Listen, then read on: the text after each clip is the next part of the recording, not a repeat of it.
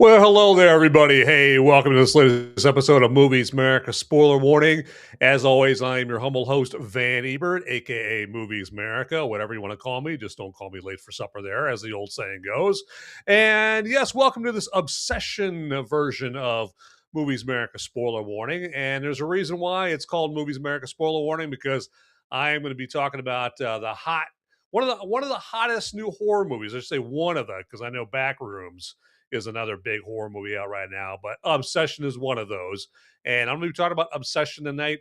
And I'm not going to worry if I drop a spoiler or two or three or four or 75. Okay. And so that's why I call this show Movies Merica Spoiler Warning. So you've been warned. Okay. But if you can still handle that, by all means, get on in here. And I'd love to see you in the live chat here as we talk about Obsession, because that's the perk, or one of the perks of doing this show live, is that you don't have to just listen to me up here going yep, yep, yep, yep, yep, yep, yep, about the movie. You can get in the live chat on Rumble or YouTube, and you can live chat back at me. And believe me, I read the live chats. I know there's plenty of shows where they just pretty much ignore the chat there. I know some shows need to, but my show's not big enough to where I could where I could do that. Not at all. But anyway, before we get too far into Obsession here, let's do this.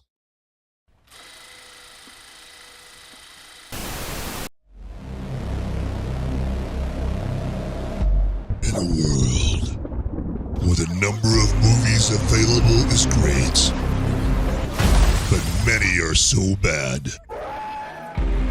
you'll learn a new definition of hate. One man sifts and reviews through the movie sludge. One man will be the movie cop, jury, and judge. He goes by many names, but you know him by Movies Merica.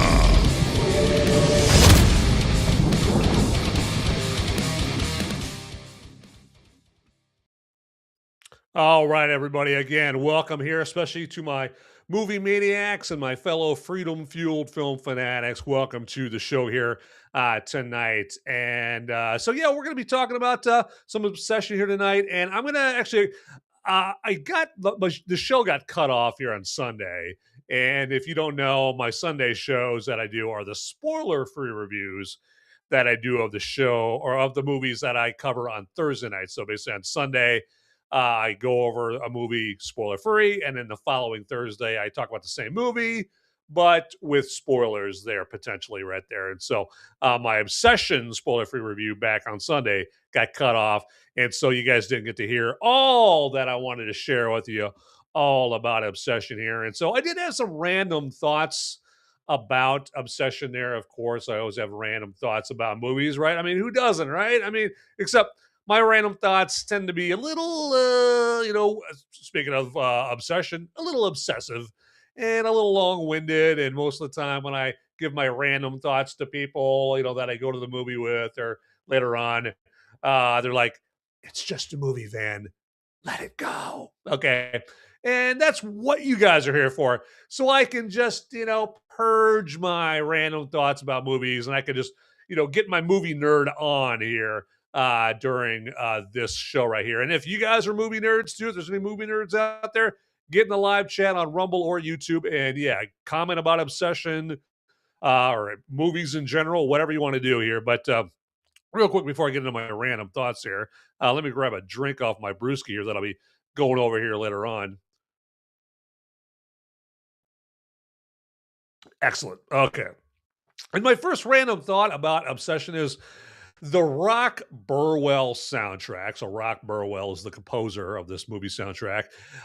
Is an essential. It's a key part of the movie.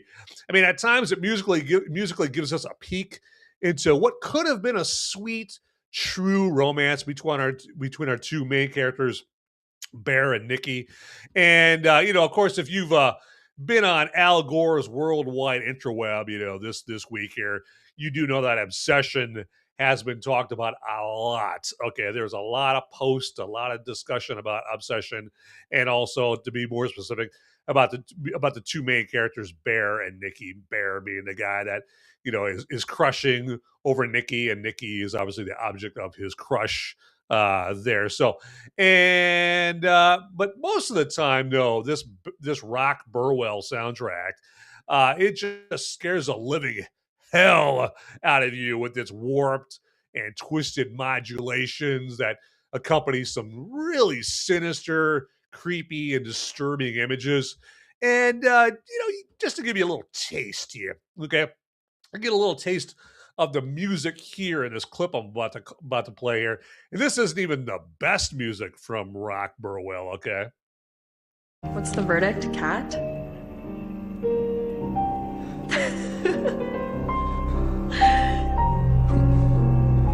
What's that mean? That is so fucking weird.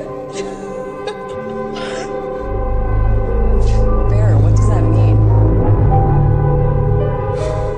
What? Ooh. Yeah, hey, enjoy that cat sandwich, everybody. Nasty, nasty there. So, I mean, and Rock Burwell's music gets a lot more, excuse me, intense than that in Obsession. It really just adds a lot to the movie.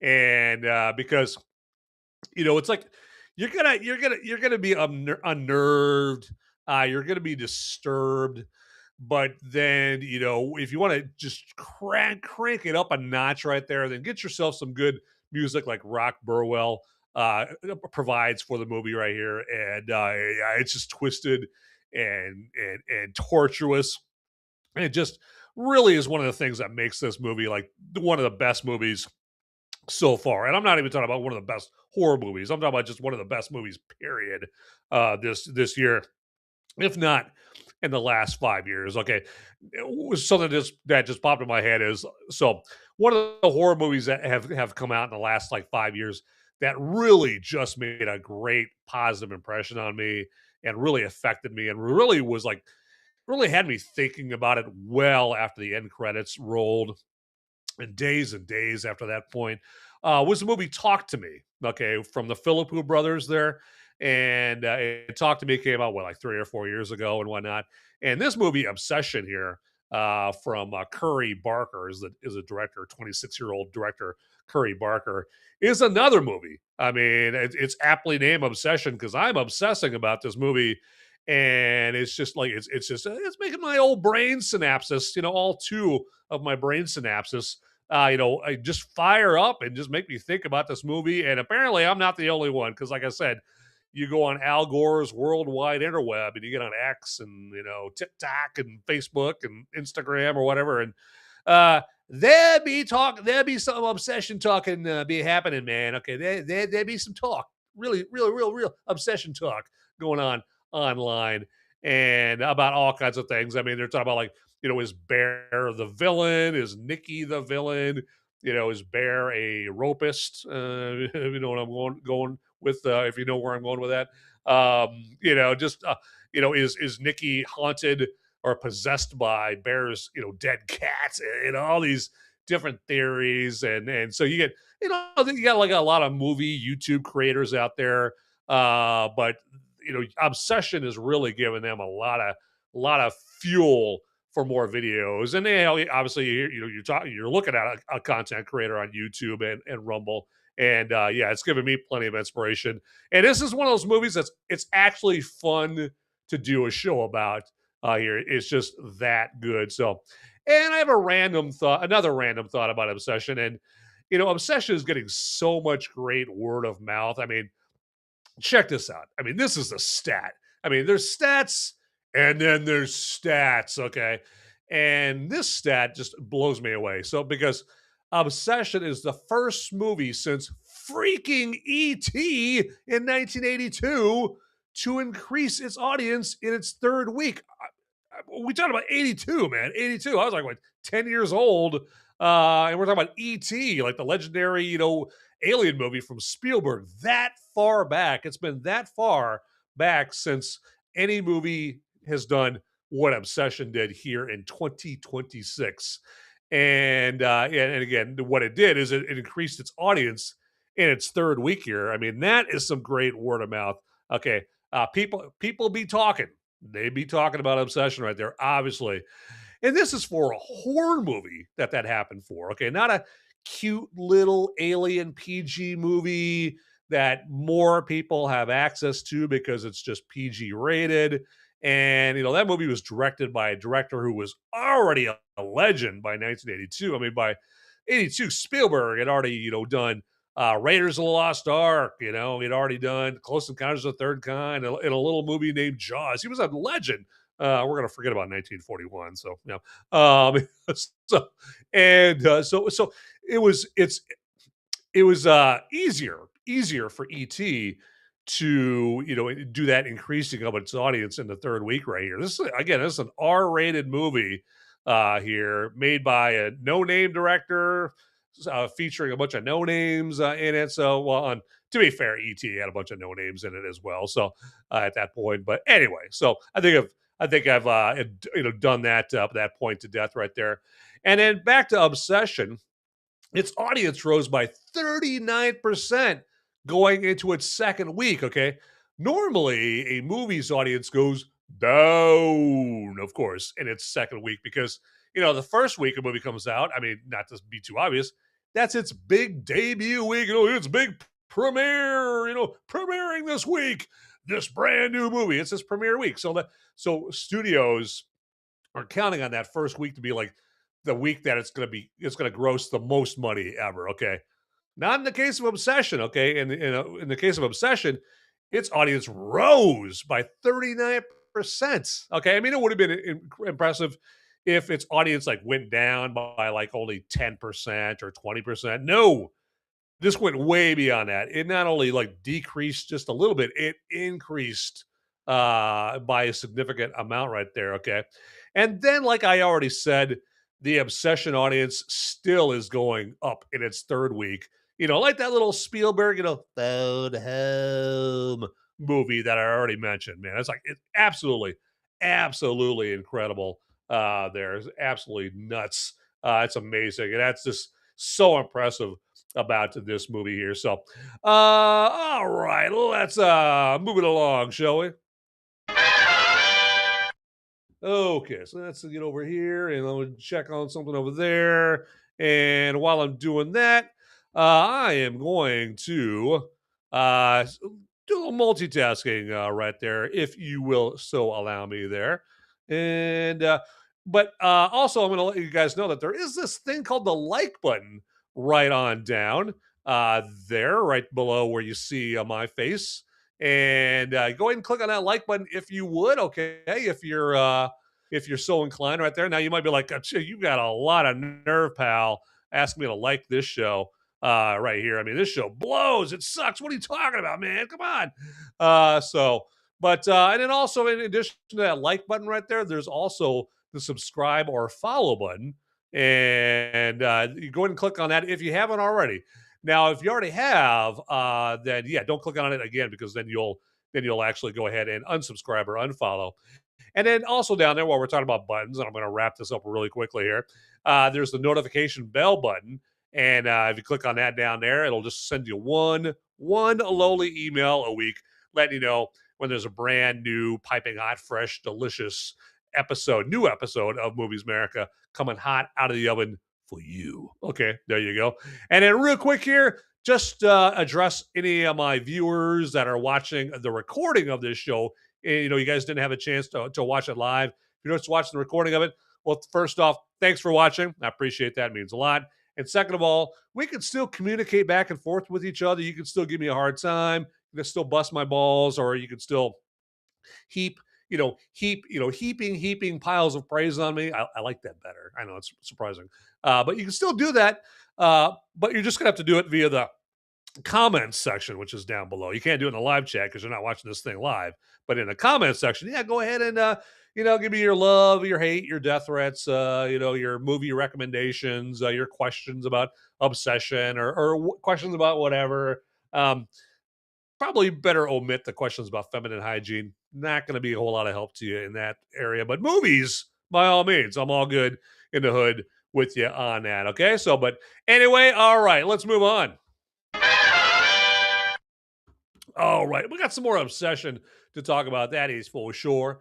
And you know, an important thing to point out about any movie is the movie a woke after school special? Okay, is there any woke in this movie? And now, when I say after school special, I should not take for granted that there's a certain age group. Okay, these the young whippersnappers.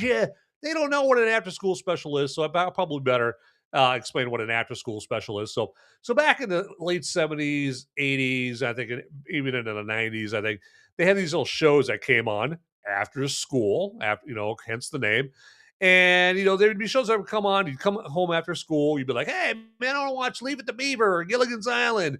And instead, there would be this after school special on, and they were like half an hour long or something. And the after school special, basically, their purpose or what they featured in their shows is like good life advice for kids. Hey, kids, don't smoke, or hey, don't drink, or hey, when some creepy guy that looks like Joe Biden rolls into your neighborhood with a van with no windows, and it says ice cream on the side, don't get in there, kids. All right. So valuable lessons for kids to learn. Well, if any creepy guy, not just ones that look like Joe Biden, rolls up in your neighborhood with an ice cream truck with no windows and, hey, kids, come here. I've got free ice cream.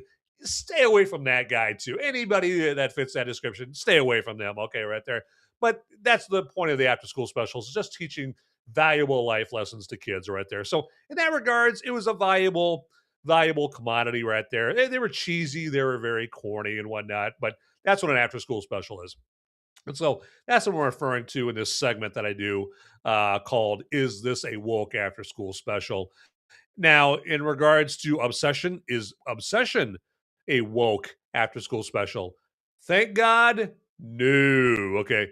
Yet another thing to love about this movie. Okay. It's too busy making you want to keep all the lights on in your place when you get back home and take a break from the dating scene if you're single to defile the world with any more woke. Okay. This is a movie where after you go see it, you want to move your couch up against the wall so that no one can sneak behind you and do anything evil and menacing to you or anything like that. I mean, that's literally like you're just, got the lights on. You make sure your feet aren't sticking out from underneath your covers when you're sleeping. Otherwise, the boogeyman, might get you. Like Nikki from Obsession might get you if you even have one little toe sticking out from underneath your blanket. So it's that kind of movie. That's the kind of movie that Obsession is. And so because it's too busy, doing that, it's got no time for woke. This movie's too smart. I think the filmmakers are too smart to allow any woke in the movie. So thank God. All right. But there's so many good things, so many things to love about some Obsession right there. That is for sure. But all right, let's keep it moving. All right, let me get. If you will indulge me, let me get a drink off my brewski here, real quick. Excellent. All right. Thank you for your kind patience there.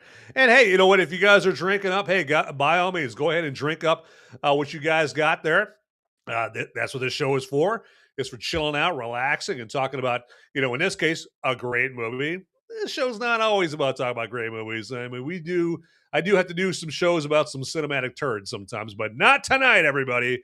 All right, we've got some Obsession to talk about. And again, please get in the live chat on YouTube or Rumble. And yeah, if you're a little shy or something like that, hey, don't be afraid. No one's going to hurt you in the live chat. At least come in there and say, hi, or give me a thumbs up or a poop emoji, or anything like that. So, or you're welcome to ask questions about Obsession or any movie or make any statement you want. I can't control what you put in the live chat, which is kind of fun sometimes because some of you like try to throw me off, which is a real hoot. I love that. So you try to give me some crap, and I love it. I love it. Keep it coming right there. So, all right. So let's talk a little bit more Obsession here. And let me just put it this way. Let this movie Obsession be a lesson to all you guys out there, okay? You're out there, you're single, you're ready to mingle, all right? You're ready to meet Mrs. Right, or at least Miss Right now, right? Of course, right? So if you're going to do that, don't be that meek little mousy guy who secretly crushes on a girl and thinks the only two options are, one, don't say anything, or two, suddenly reveal your feelings and hope that it sounds like Jerry Maguire's "You complete me" monologue. That's hard to say. "You complete me" monologue to her. So she'll just come running in your arms and the sweeping orchestra music will play, right? Okay. Those are not the only two options, my friends. Okay. I'm here with good news. Okay. There's another option. Why don't you just try some game on her? Okay.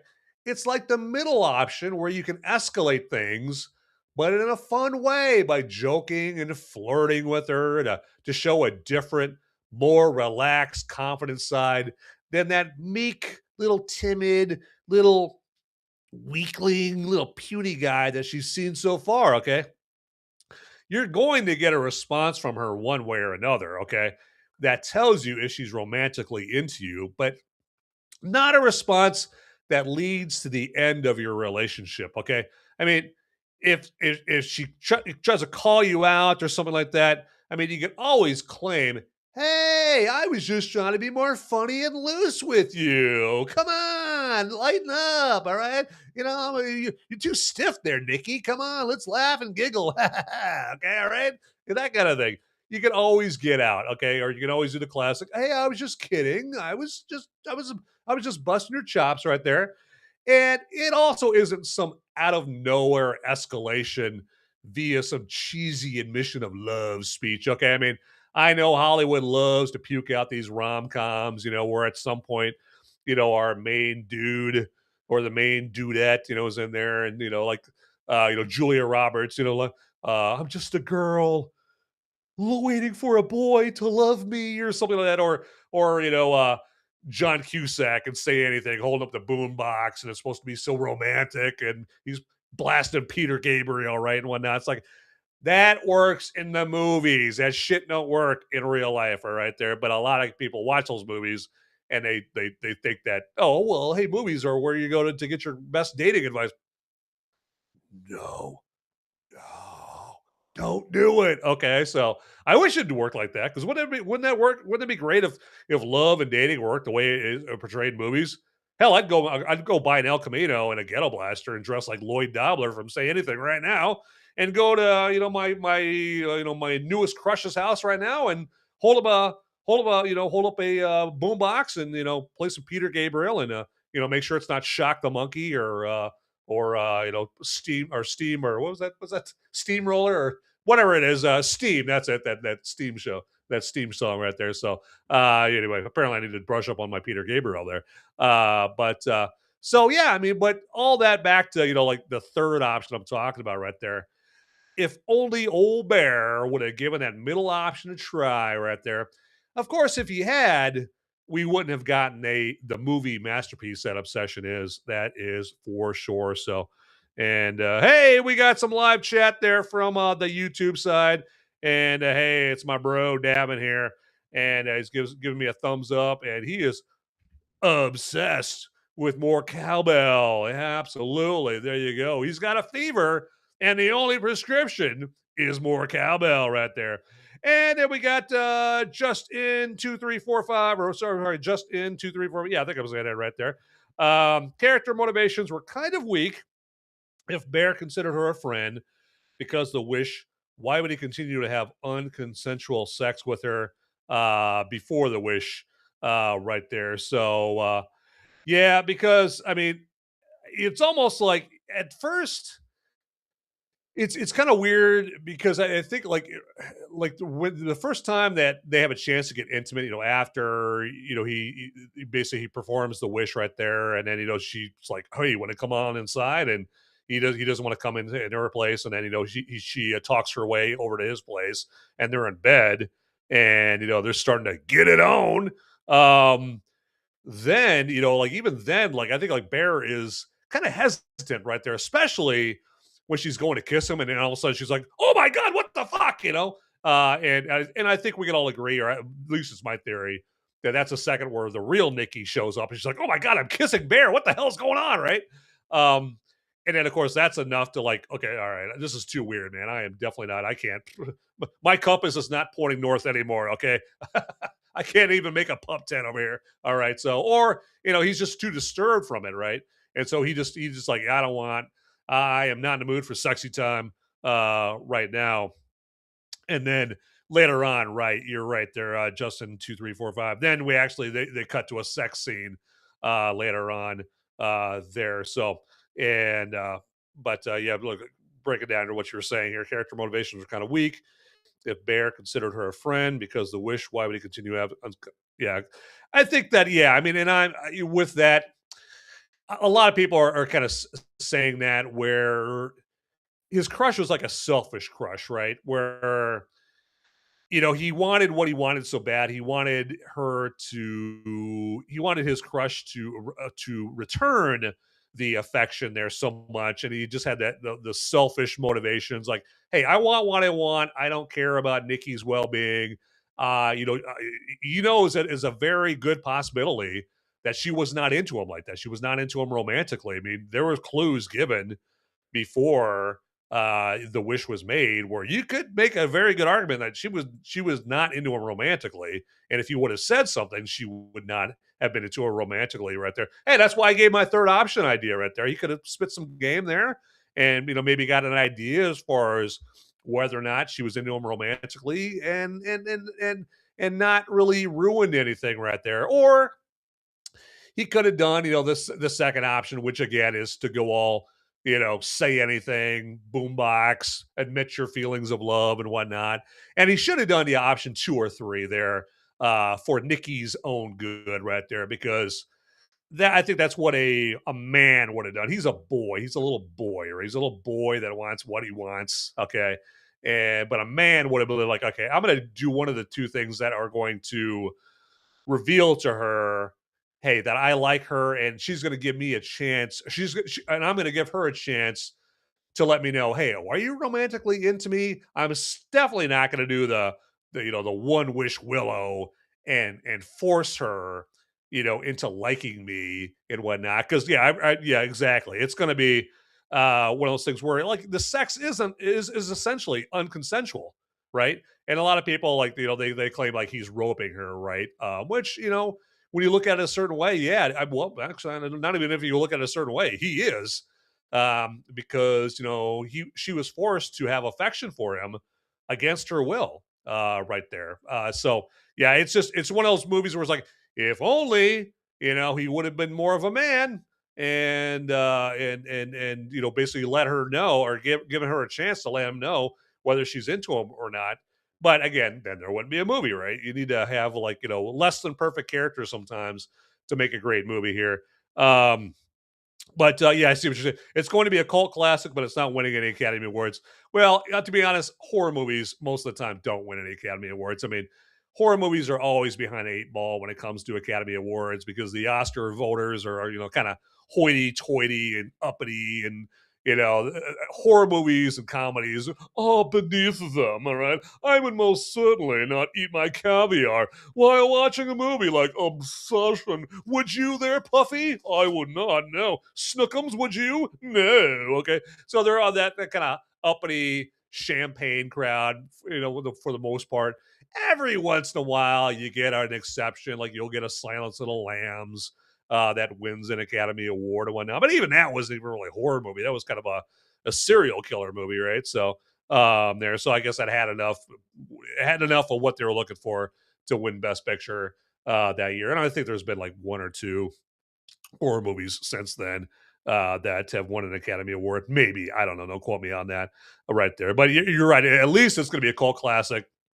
And I think it's going to make a lot of people's top 10 movie list this year. I mean, and I said it well before we get to like the fall and Christmas season where all the awards movies start coming out here. But if we're talking about movies that just make you like think about them days and days after you leave the theater, if anyone's making that list right there, this movie is near the top right there for this year. So I'm trying to think of any other movies this year that I would put up in that. Let me cheat here. I'm going to do something real quick here because now, I'm asking myself questions that you guys probably don't give a crap about here, but I'm curious. Like, hey, is there any other movies that maybe I'm answering my own question. If I can't remember them, well, I guess they must not be those kind of movies that you think about well after the theater or well after you leave the theater. Let's see here. Well, let's see here. Definitely not The Bride. Definitely not that. Let's see here. What else we got here? Um, eh, let's say like yeah, like 28 years later, The Bone Temple. That was yeah, I'd say that was a movie that I was thinking about quite a bit afterwards, right there, just because it was so awesome and whatnot. So, yeah, no, thanks for those comments there. Just in 2, 3, 4, 5 right there, and then, of course you as well, there, brother man, there. But yeah, keep those comments coming there, and Justin 2, 3, 4, 5 and Davin. Hey, I mean, hey, do you think like maybe the Academy Awards would ever add like genre categories for like best horror movie, best western, best comedy, something like that? So kind of like what the Golden Globes do. Do you think they'd ever do that right there, or are they finally figuring out what the most of us already know is the Oscars are becoming kind of obsolete and they're not like what they used to be and all of that stuff right there? And maybe they're like, why do that? Or they might do that to try to draw people in, because actually that would actually draw more Oscar viewers in. Right there is if more movies that people actually go to see would actually win some kind of awards there at the Oscars. So, but anyway, all right, let's do this here. I'm getting thirsty. I don't know about you guys, man. I've got a deep down body thirst that I need to have quenched. That's for sure. And that means, of course, it's brew review time.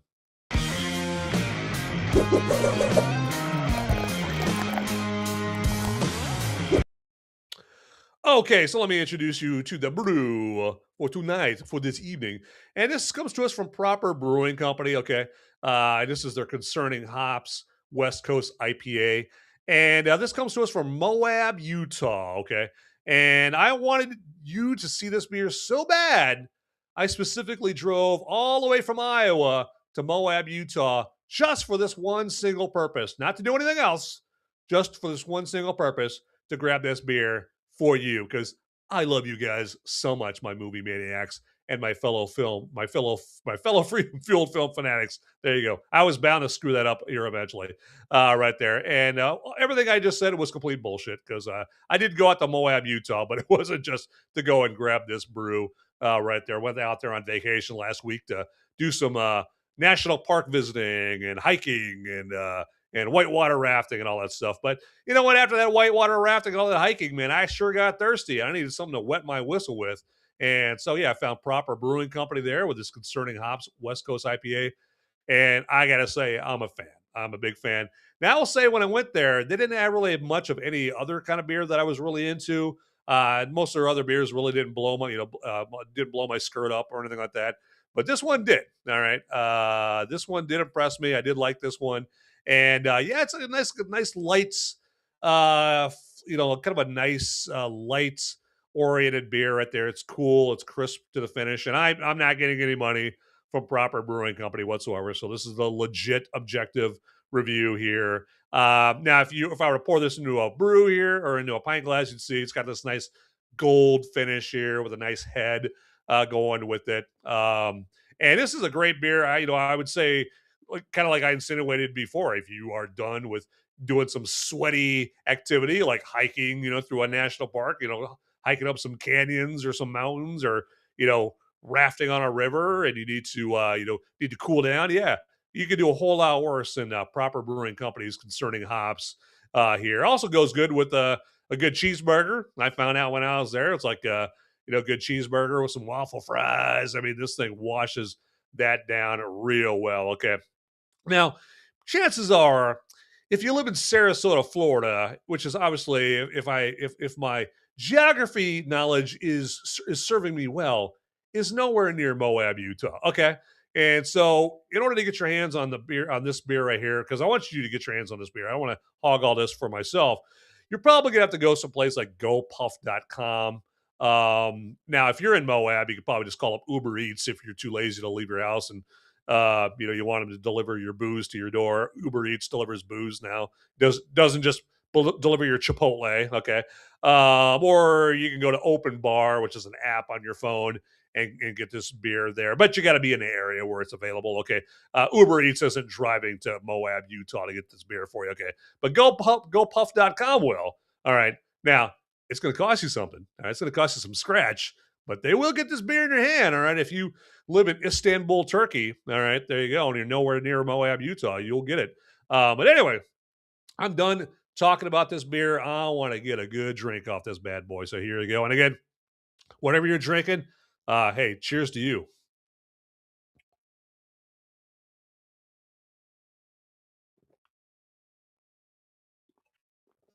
Oh, yeah. There we go. All right. So, yeah, hey, you know what? If you want to in the live chat, hey, let me know what you're drinking there. It doesn't have to be a beer. It doesn't have to be a cocktail. It doesn't have to be a whiskey. If you're drinking some sweet tea, you know, or you're drinking an Arnie Palmer or something like that, a little Arnie Palmy, by all means, you can let me know in the old live chat what you're drinking there. Absolutely. So, uh, I love it. I love it. But that has been Brew Review Time.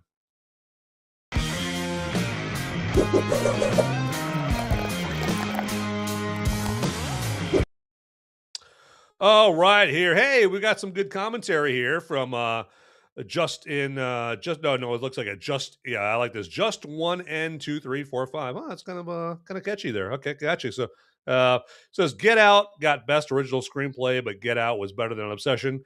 I will have to respectfully disagree with you on that one. I thought Get Out was overhyped, whatnot, right there. So, but it was still good. You know, it did have some original concepts to it. You know, the whole hypnotism kind of thing, right there. I mean, but yeah, it was all right. And plus, it was kind of a novelty thing. Where like, oh, Jordan Peele from Key and Peele, directed it right there. Okay, interesting. But yeah, it wasn't bad. But there, hey, to each their own. We all have our own opinions, right? So, and then you go on to say, other than the monkey's paw concept, Obsession was pretty original, unless there's a horror/love genre I haven't seen before. So, yeah, I think the original thing about Obsession, because yes, we've seen a monkey paw thing before in movies and TV. I mean, even Curry Barker, the director of Obsession, said he got the idea from a Simpsons episode, where Homer Simpson gets a monkey paw, and it was one of those Treehouse of Horror episodes, like in season 2, and so yeah, so monkey paw, it's a similar concept to that right there. But I think what Obsession does that I haven't seen any other movie do is like with this kind of wish fulfillment plot device there. I don't think any other movie has really like delved into like taking a character like Nikki in this movie, who you obviously you get to see her and get to know her a little bit before Bear puts the wish on her, and you get to know her enough to where when she starts going down and spiraling down, and encircling the drain in this movie, involuntarily, like against her will, it's like it's traumatic, and it's shocking, and it tears you apart because you're just like, God, I don't really know this character that well, but I don't want to see this happening to anybody. I don't want to see anybody, being kind of made a husk of themselves where they can't control how they feel and what they do, and they're being, controlled by something. Now, some people might argue, is she possessed by a demon or possessed by something there? Curry Barker, the director, is adamant that it's not a demon possession thing right there. But point is, she's being controlled by somebody, and you see this human being just having, and you do realize in this movie, it's revealed that Nick, the real Nikki, is well aware of what's happening. Okay, still in there. She's still in there cohabiting with Wish Nikki. Okay, and Wish Nikki is doing all this stuff that, well, we know that the real Nikki would not do this stuff right there. She definitely wouldn't cook a cat or make a cat sandwich, for Bear. There, kind of like what we saw in that clip I just played for you there a little while ago. She definitely wouldn't break a beer bottle and start stabbing herself in the face, or bash Sarah's head into a brick on a steering wheel and killing her and all that. It wouldn't do anything like that. But just seeing that normal human being, relatively speaking, just get like transformed into this thing that she can't control, and she's being tortured, and she's in there, she's in that body, she's in Nikki's body being tortured, and the movie even goes into places like when Bear calls up, the customer service line on the box, on the one Wish Willow box, goes like, "Hello, yeah, no, we don't really do that. We can't cancel anything." He's just saying it's Curry Barker, the director, that's doing that voice of the customer service act, and the customer service rep goes like, "Well, do you want to talk to Nikki? Do you want to talk to her, the real Nikki?" And all of a sudden, you just hear, "Ah!" And it's like Nikki, like with these torturous screams, these anguish screams, because she's being tortured. The real Nikki is, because she's being controlled. She's like, "Ah, I hope, like, I don't want to be here," that kind of thing, right? And so the movie really languishes on that, and I think that's the original part of it right there. Okay, I mean, because we've seen like physical like plot devices before. I mean, I even mentioned a movie earlier, Talk to Me, that had the hand, right? Had the little ceramic hand that you grab there, right there. It has a physical plot device, I guess, for lack of a better way of putting it. So a one Wish Willow isn't exactly like, having a plot device like that isn't original. But I just explained like kind of what I thought was original about Obsession there. So, and I mean, the thing is, and this movie does not pull any punches. I mean, Justin 2, 3, 4, 5. You'll have to let me know what you thought of that ending, because I thought that ending was genius right there. The ending was like, oh, were you expecting a happy ending? You ain't getting it, pal. Hell no. All right, you ain't getting no happy ending up in here. You ain't getting no happy ending up in here. No, no, no, no, no. Okay, you're gonna get a sad ending, and you're gonna like it. All right, and we're gonna ironically play like some little 50s, 60s love song over it the whole time there. So I dug it. I like the ending. I like the ending of this movie better than the original one that they were gonna do, because the original one that they were gonna do was Nikki just offing herself there, but this one was even better than that. So it was a great, great, great, great ending, that is for sure. So, all right. So now, let me get into a little bit more Obsession right here. And I think what adds to the dread, the darkness of this movie, is the contrast between the seemingly fun product of the one Wish Willow, where you look on the box, this is amaze your friends, and open the package to a magical jingle and a fun pop surprise. The box, the packaging makes it sound fun, right? And I guess it would be fun, if your wish was, I wish for a new hamster or something like that, or I wish for a new dog or something like that. I'm trying to think of, how those could go bad.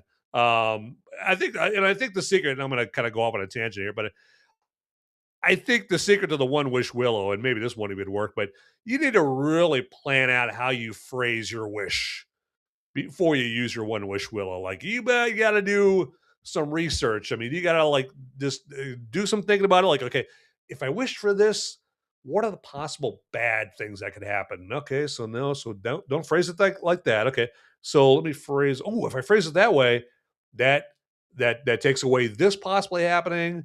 Oh, and it also enhances the wish right there. Yeah, okay. Oh, but I just thought though, like, I mean, you got to do some deliberations there, and you got to like come up with a specific, well crafted, airtight, a wish. You can't just do it all willy nilly, casually like Bear did. And of course, we know the reason he did it that way is because he didn't seriously think that this was going to work. Okay, he just did it in a moment of embarrassment, you know, after he dropped the ball, when Nikki gave him an outright opportunity for him to admit like how he feels about her, and he shit the bed on that, and yeah, in a moment of embarrassment, he was like, I'll just do this one Wish Willow. It's not going to actually work anyway, and well, it worked. I mean, I think that anybody who's seen the movie says it worked, but not in a good way, that's for sure. So, but yeah, so I mean, I think, like I said, the dread, the darkness of this movie is, you take the contrast between, the fun and happy product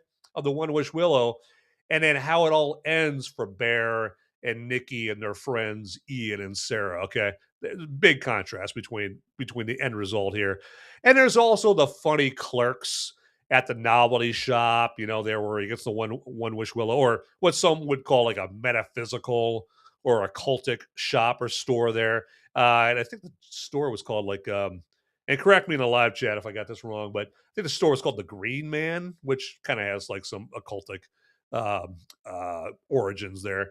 But yeah, so the clerks at that shop that Bear buys the one Wish Willow from, I mean they hilariously contrast, with the pain and the anguish and the death surrounding Bear, wishing Nikki loved him there.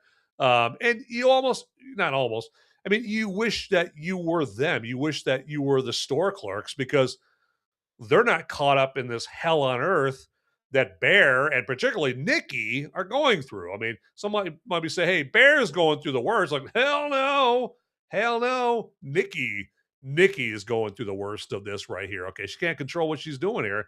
And then you have the second clerk who you see much later on in the movie there. I mean, you see this guy like well after some heinous stuff has gone on in the movie there. And then after the first death as a result of Bear's wish, of course, Sarah getting her head bashed in. The second clerk thankfully adds a little bit of a levity break that mercifully cuts the tension down to a barely tolerable level there. So I mean, just like like the store clerk, he's just like, "Hey man, don't bring that bad energy in here," And then when Bear's like, "Hey, where's the one Wish Willows? They were right here," and the guy's like, "Oh, we don't sell them anymore." "I'm fucking with you. They're right here." Good. They ended up having moved the one Wish Willows there. So, and then the clerks, they're on the sidelines of this ordeal, and I bet, especially the second clerk, is thinking, after a blood-soaked Bear leaves the store, like, thank God I'm not that guy. Okay, right there. And speaking of some comic relief here, okay, I wonder, what this could be. I wonder. Let's do this. I can do this. Fuck. Uh-oh. I think, was that a blink? Was it? Shit, I'm gonna start like crying. It'll really make you feel bad. Okay, I lose. How are you doing this? Oh God, Jesus. Just blink, okay? I lose.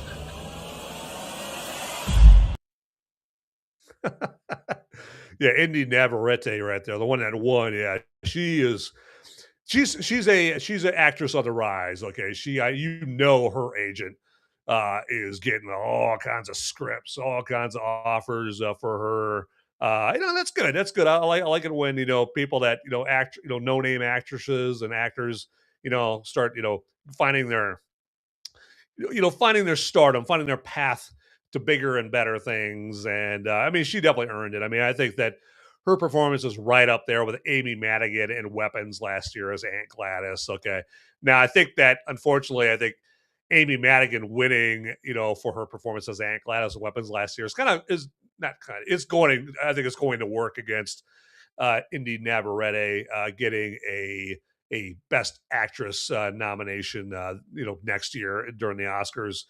There, plus, I mean, this movie is coming out in May or June. Came out. Did it come out like late May? I think. Yeah, early or middle May. That's it. There, and the Oscars aren't until when next February, next March, and you got the whole award season before that. So I don't know. Good luck. Okay. But again, like I said, the Oscar voters are very kind of uppity and stuck up. And so, yeah, you got that working against an actress in a horror movie too. I mean, I was surprised, like, Demi Moore, got nominated a couple years ago for The Substance there. And then she got just stupidly and unjustifiably got beat out by Mikey Madison for friggin' that dog shit movie Honora right there. So absolutely. But yeah, we got another chat here from Justin 2345. Bear opening the letter and yelling like his female friend's life actually mattered now because she got into school was wild. That was a very late emotional response. Yeah, that was heartbreaking, wasn't it? That was heartbreaking. I mean, like Sarah keeps getting all these rejection letters from all these schools because I think she wants to go to art school, I think is what it was. And, I think one of the reasons that she, reached out to Bear is, she didn't want to open up this last letter, this letter from this last college that she had applied to alone. She just wanted a friend there with her. And, sadly, before she got to open up the letter and see that she was accepted with Bear, her life was ended by Nikki coming in there and just doing what Wish Nikki does. Nikki's just being a complete psycho and basically turning Sarah's face into meatloaf, unfortunately, right there. And then, of course, like you said, later on after that, then Bear goes to open up the letter and sees that Sarah did get accepted in that school. The last college she heard from, she finally got accepted, but sadly, her life was ended and she wasn't able to get in. And I started feeling some emotions there too when I was like, man, what a heartbreaking thing. Like, what a loss right there. And again, like I said, in my earlier comments right there, it could have all been avoided if Bear had been a man and not a little boy and admitted his feelings to Nikki, while instead of doing this whole wish thing right there, and then hey, Sarah would be alive and going to art school and living a full life and all that stuff. But again, we wouldn't be getting obsession and all that stuff. And then Sarah's demise obviously adds to the impact that we all feel from this movie. That's for sure. So, but yeah, thanks for bringing my attention again to that scene there. And what also really adds to the sadness of the scene is that letter, that envelope was covered in blood, obviously Sarah's blood from that. Just very sad. That is for sure there. So, well, real quick here, I want to show you guys something here. And believe me, it's nothing sinister. You're going to be glad that I showed you this right here. You are going to be delighted. All right. You better be. All right. There you go. All right. So this is the Movies Merica merch store, everybody. Yes. This is where you can go and grab some great Movies Merica merch here as I scroll down here. And first thing we see, obviously, here is the Big Mugs camo chucker hat. And just to let you know real quick here, there is no purple on this hat there. So just want to be completely honest with you there. And then also we've got a number of other items in here as well. We've got that same hat. This first set of items here, the T-shirts and all that stuff, features the first style of Movies Merica logo. This is the Big Mugs logo here. I was aptly named for obvious reasons right there. But we got the hat. We got T-shirts. We got tank tops. We got baseball long sleeves. All this stuff. Windbreakers. Even got sports bras here. We got other hats here you can grab as well. And then we have this second type of Movies Merica logo. This is the Holly Weird type of logo for Movies Merica. And again, you kind of see a pattern here. We've got T-shirts with that on there. And then we're finally getting down to what is my personal favorite Movies Merica style logo. That's the Black Adam style of Movies Merica logo here. And so we got T-shirts with the Black Adam style there. And you can get all this stuff in like various colors here. Like, you got the Movies Merica tank top. But if you're like, you know what? I live in a double wide and I like to beat my wife a lot and whatnot. So you can get yourself the old wife beater here, complete in white. And, you can just picture the little pepperoni stain right there that the cops will see as you're running under your double wide and hiding underneath the kiddie pool, after you slugged your wife and now you're about to go to jail. So there you go. But I think that's what they call a digression right there. But anyway, so you might be like, hey, Van, I've got plenty of your Movies Merica, gear that I can wear and all that. My closet is full. Okay.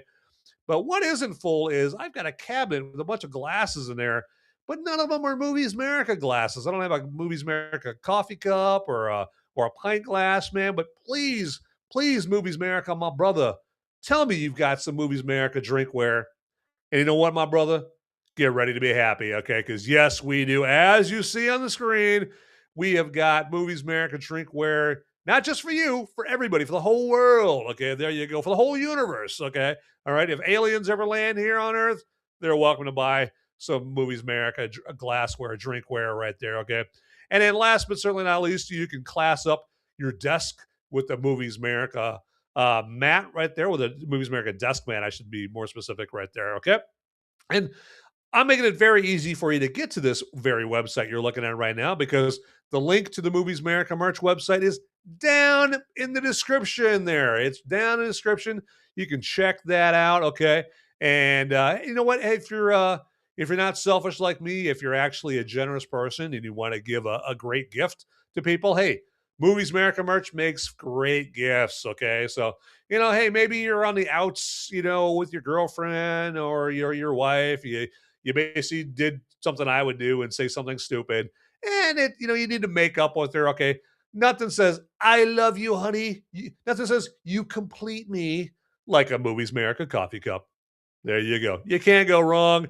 And if she doesn't like it, don't blame me. Okay, you must not have presented it to her correctly. There you go. So, but that's the Movies Merica merch site there. Just wanted to show you that here, ladies and gentlemen, boys and girls. Okay, but I think we've belabored the Movies Merica merch point enough. Let's move on. And man, I'm liking the dialogue I'm getting back here from Justin2345 right here. So, if Bear called the police, Nikki gets life in prison for murder, and Bear never sees her again. Yeah, exactly, exactly. Yeah, right there. But now, I, she's gonna get prison. I mean, at the end of the movie, now she's back to being real Nikki. And and I didn't hear this, but I guess somebody said that at the end of the movie, in the background, you hear like police sirens. I didn't hear it. I mean, maybe I was just too busy with my jaw dropped to the floor for me to hear that, to recognize that. I got to go see the movie again here, so maybe I'll hear it there. But yeah, I mean, they're gonna walk in and Nikki's gonna be covered in blood. You're gonna have Sarah's, naked body, with her smashed in face, sitting upright in a chair. Ian, he's, his head got ventilated when Nikki, when Wish Nikki shot him when he came, stomping into the door like Kramer on Seinfeld. And then we got Bear there, who died from overdosing on oxycodone or something.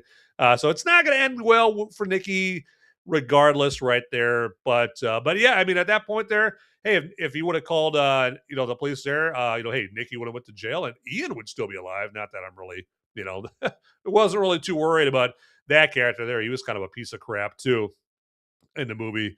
But yeah, it's just a whole lot of sad, very dark circumstances there. And yeah, I mean, that's the thing, is like, what would a Nikki who is in love with Bear, what would she do in prison, right? I mean, I think a lot of her inmates would die. That's what I think. I mean, I think that she's so in love, so obsessed with Bear. She's gonna be, well, obviously she's gonna be constantly trying to break out, right? Okay. And so she's gonna be in there for forever. Now, I think with this, I think that real Nikki, though, I think she's got a chance to at least maybe get some lesser jail time, or she might actually be able to avoid jail time, because I mean, just when the cops go in there and they see the scene, okay, if Nikki is cognitively aware enough to, when they walk in, to act all crazy and whatnot, and hey, I'm the daughter of Satan, and I blah blah blah, like, just say some really wacky, crazy stuff, and then she gets a halfway decent attorney to do the whole pleading insanity defense right there. She could. I mean, because the defense is gonna be like, hey, look at the circumstances of the crimes. She turned, her best, or one of her friends' faces into meatloaf over here. It's disgusting. She scalped her head, and that's one thing I didn't realize she did until I saw a YouTube video here talking about like how she basically scalped Sarah so that she could wear Sarah's hair And then, of course, then the reason Sarah's naked is because Nikki is wearing Sarah's clothes because she thinks like, well, she needs to look like Sarah for Bear to love her. Okay, I mean, just warped and twisted and whatnot. And so I think like a halfway decent attorney, could could do the insanity defense and maybe get Nikki a padded room, for a few years, and then she gets out. And but it's still not an optimal situation for Nikki. Okay, so it's unfortunately for her. She had the bad fortune of knowing this Bear guy. Okay, and it's not ending well for her. But yeah, it's amazing. There's just so many things to think about in this movie. As I grab another chug off my brewski here.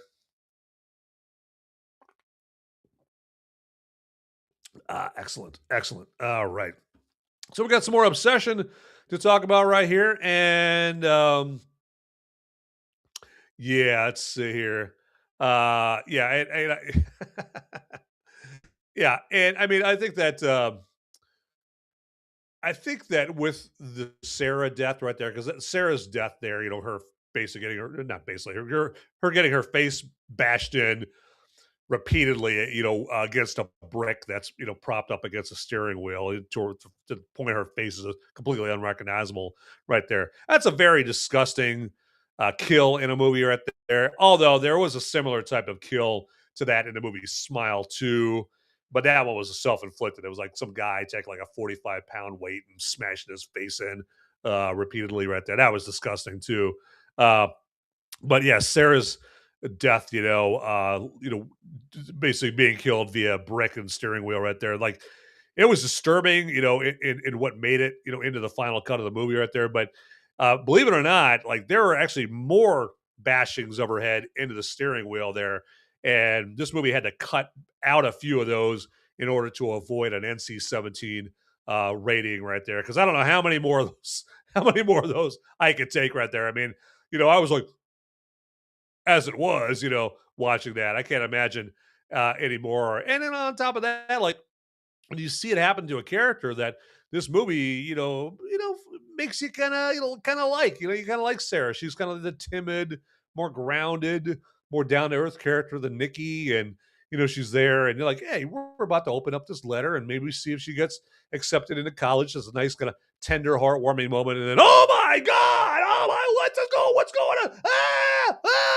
Like she's being killed, just that contrast between that nice little tender, heartwarming moment, and then all of a sudden it turns into, Terrifier 4. Okay, from that. So just amazing to see just the different dynamics in this movie. That is you just can't deny it. That's for sure. So, all right, let me double check something over here. I want to make sure that we got everything going on here. Got everything in order here as I do a little beer burp. I know it's not very classy whatsoever. So, but I think, guys, it's your lucky day because we're about to take just a little bit of a break from Obsession, but for a good cause. Okay, because it's time for my personal. Let me see. Let's rephrase it.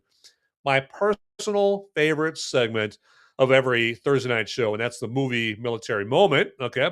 And so just in case we have some newbies here that don't know what the movie military moment is, what that is it's where I give myself a few minutes to pay tribute to a recipient of the Congressional Medal of Honor. Okay, a military hero. I get to pay tribute to them for a few minutes there. Now, some of you, and I completely understand this, I'm with you. You might be asking, hey, Van, that's very honorable. That's very nice of you, very kind for you to pay tribute to a military hero. But what the hell does that have to do with movies, my man? All right. And so, yes, that's a good question right there. And I owe you an explanation, but not until after this.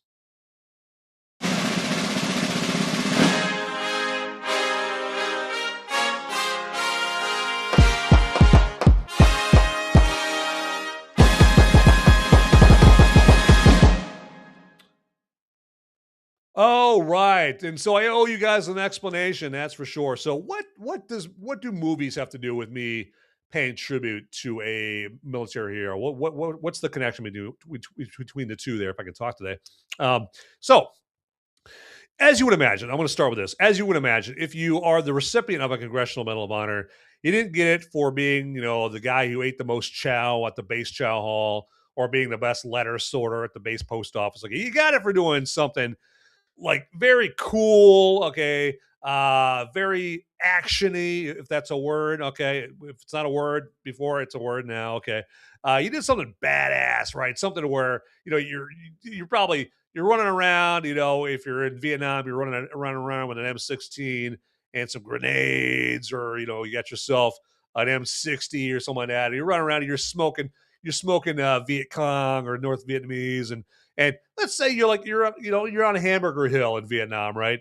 And you're running up the hill and you see some VC scum up there and they're about to like blow your buddies away and you're out of ammo, man. You got no more mags for your M16 or or anything like that. Okay.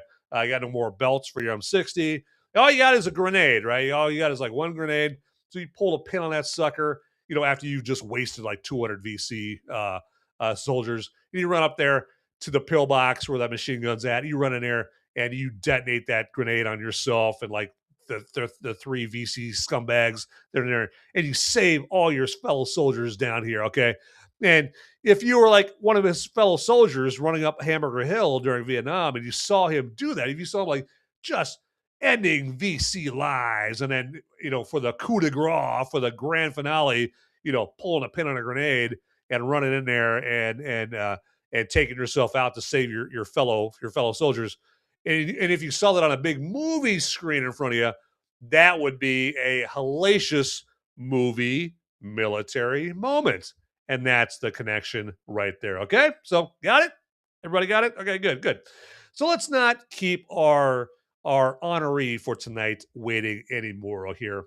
Okay. So the honoree for tonight is Gunnery Sergeant Robert Guy Robinson, who fought during World War I.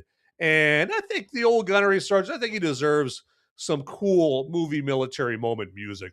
Don't you? I think so. So we're going to play this while I read his citation so you can learn more about what the good Gunnery Sergeant did to be awarded the Congressional Medal of Honor.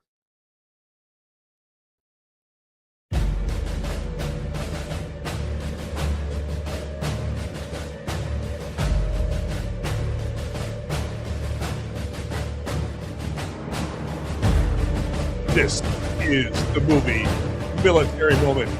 And in this movie military moment, we pay tribute to one Gunnery Sergeant Robert Guy Robinson, who fought during World War I. And this Medal of Honor act is Belgium. So let's learn more about Gunnery Sergeant Robinson. Kelly, let's do it. For extraordinary heroism as observer in the 1st Marine Aviation Force, company with planes from Squadron 218 Royal Air Force, got to air raid on 8 October 1918. Gunnery Sergeant Robinson's plane was attacked by 9 enemy scouts. The fight was followed. He shot down one of the enemy planes in a later air raid over Belgium on 14 October 1918. His plane and one other began separated from their formation on account of motor trouble and were attacked by 12 enemy scouts. Acting with ridiculous gallantry and intrepidity in the fight with food, Gunnery Sergeant Robinson, after shooting down one of the enemy planes, was struck by a bullet and was carried away close to his elbow. At the same time, his gun jammed. While his pilot maneuvered the position, he cleared the jam with one hand and returned to the fight. Although his left arm was useless, one of enemy scouts nearly collapsed after receiving 2 more bullet wounds, one in his stomach and one in the thigh. And we salute you, Gunnery Sergeant Robinson, for your heroism in battle during World War I. And that has been the movie military moment. All right. Yeah, those citations for the older wars, like World War I, they're not quite as long as the citations, for like the Vietnam and the GWAT, the Global War on Terror, conflicts and all that stuff. So the older the war, the shorter the citation. So if I was doing a medal or a movie military moment on somebody fighting in the Spanish American War, that's probably going to be a pretty short citation, or there will not be any citation at all. But hey, you know what? Any way that I can pay, I can call attention and to the heroism of these heroes, I'm more than happy to do it, though. So happy to do it. That's my pleasure. But that has been the movie military moment.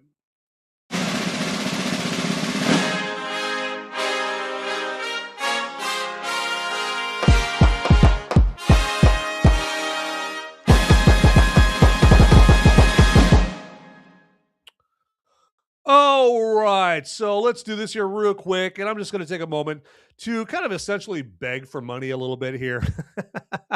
And so where I'm going with this is in YouTube or on YouTube or in YouTube on YouTube, however you want to say it. If you think I deserve a buck or two, if you're appreciating me letting you know if this movie is good, if you appreciate me giving you an opportunity to get in a live chat and live discuss, kind of like Justin 12345 and my brother Cyber Dabbin, we're doing right there. Giving you the opportunity to discuss this movie live right there, or you appreciate the movie military moment enough to maybe throw a buck or two my way. You most certainly can do that in YouTube, and that's what they call a super chat in YouTube, is what that's called. So all you gotta do, the way you do that is you just get the live chat window up already via hitting the chat or live chat button down there.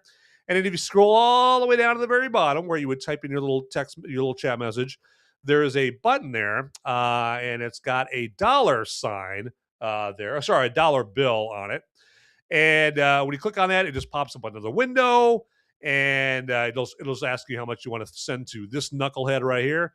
And that's it. Very simple, very easy. There you go. Okay. But again, that's only if you feel I deserve it. You don't have to if you don't want to. That's all good in the hood. But just thought I would mention that, ladies and gentlemen, boys and girls. So, and just to let you guys know here, next week, the movie that I will be covering is the big new release for this week, starring that guy that we know from our childhood, or some of us know from our childhood, He-Man. Okay, yes, He-Man from Eternia. Okay, by the power of Grayskull.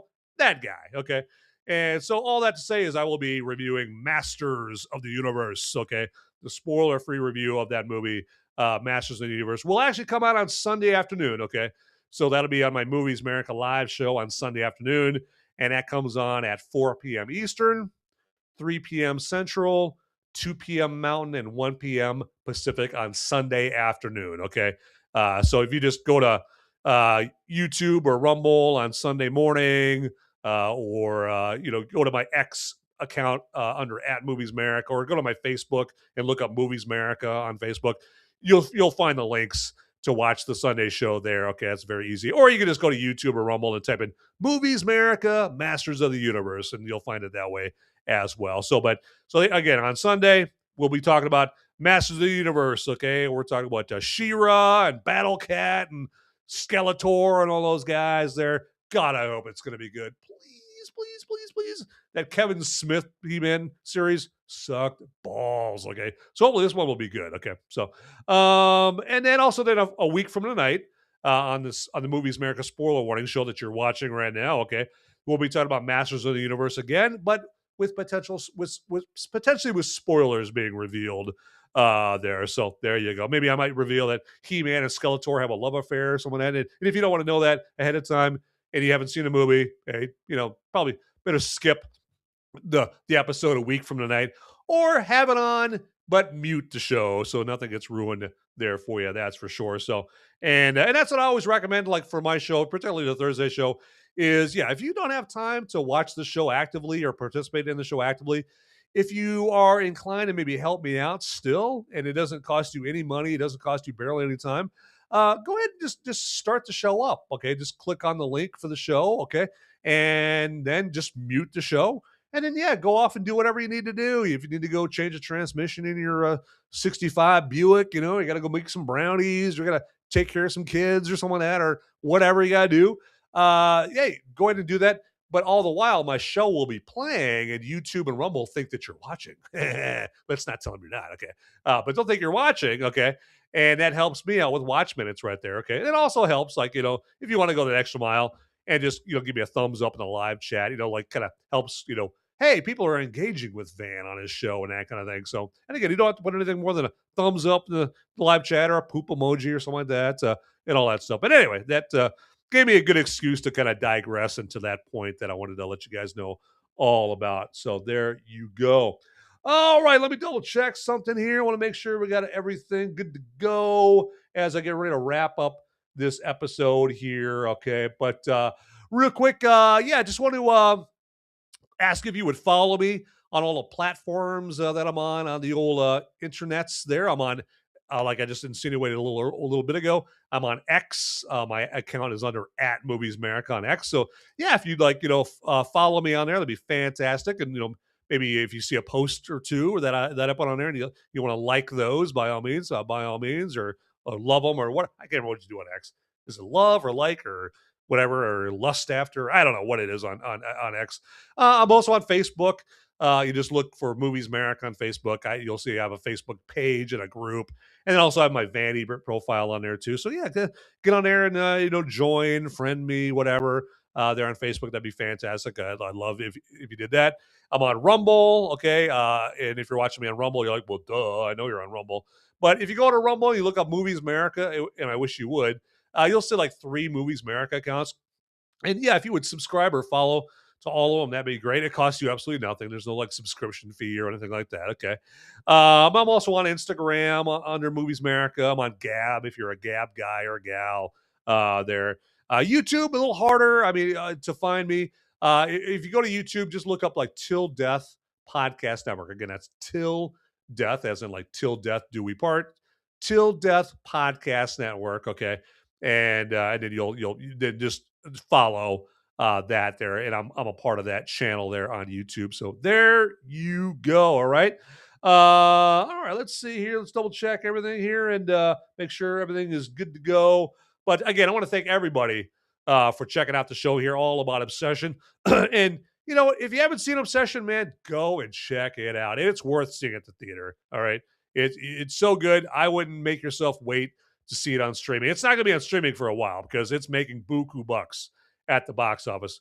And the more money you make at the box office, the longer it's going to take to get to streaming. That's for sure. So it's doing big bank at the box office. That's for sure. So, but all right. But as I always say, get out there, people. Those movies aren't going to watch themselves.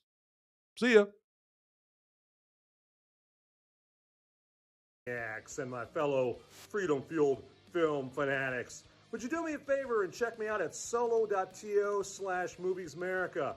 That's where you would go for a one-stop shop for all the links that have to do with me, Movies Merica. And then also, if you want to check out the audio-only podcast versions of my Movies Merica live episodes, that's my spoiler-free reviews that I do on Sunday, you can go to moviesmerica.com or Apple Podcasts, Google Podcasts, Spotify, iHeartRadio, places like that.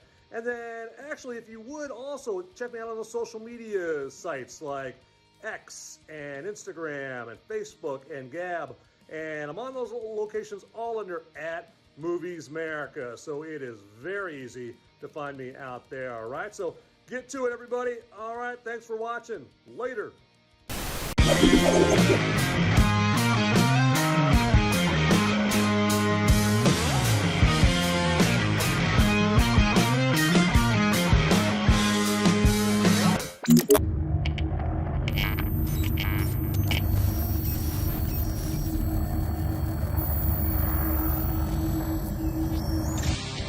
Hey guys, don't leave the video quite yet. Okay, I've got a popo. They're coming after me, and I don't have much time to tell you, but you need to like and subscribe this video right here, down below. It's right down there. It's just waiting. It's waiting for you down there, okay? And make sure you watch these videos over here too. You'll be doing me a big favor. I'm gonna be in handcuffs pretty soon. All right, thanks for watching.